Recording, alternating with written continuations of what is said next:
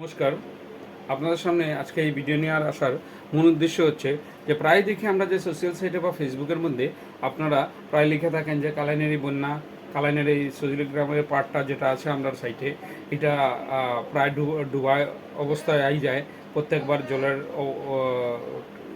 বানের সময়। কিন্তু দেখা যায় যে যখন জাবরা ফালানি হয় বাজারের এই ঘাটের মধ্যে বা এই পুলের নিচে জাবরা ফালানি হয়, তখন নিশ্চিন্তভাবে আমরা সবাই দেখতে থাকি এবং এর ব্যাপারে আমরা কিচ্ছু কই না। আর যখনই প্রত্যেকবার ফ্লাড আইলো তখন আমরা শুরু হয়ে যায় আমরা প্রশাসনরা গেলানি বা প্রশাসনরা দোষ দেওয়া বা সরকার এটা করছে না, সরকার এটা করছে না।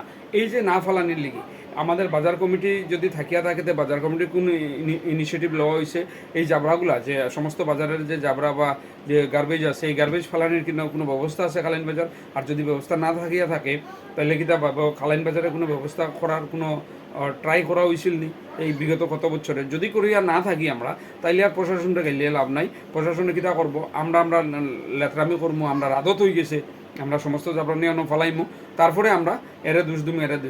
কারণ আমরার মধ্যে যে দেশবোধ বা পরিষ্কার পরিচ্ছন্নতা বোধ এটা তো নাই কেরুকার মধ্যে। বাজার দেখলেই বোঝা যায় আমরা যে আমরা কতটুকু পরিষ্কার সম্বন্ধে থাকতে পারি। হয়তো কোনো সময় দেখা যায় যে নরেন্দ্র মোদী যখন আমরা প্রধানমন্ত্রী কইলা যে স্বচ্ছতা লোক, আমরা জান্ডা উন্ডা লিয়ে বাড়ইলাম, কদিন জারু লিয়ে বাড়ইলাম স্কুল কলেজ থেকে বা বাজার থেকে, তারপরে আর কিছু নাই, শেষ। আমরা ফটো তুলে নিলাম, মোবাইলে তুলে নিলাম বা ফেসবুকে তুলে নিলাম, এরপরে আমরা এগুলা সব শেষ করে দিতে পারি। যত সময় পর্যন্ত আমরা মানসিকতার প্রবলেম না, সমস্যার সমাধান না হয়েছে, তত সময় পর্যন্ত কালাইন বাজারের এই জলের এবং নোংরামির কোনো সমস্যা শেষ হইতো না।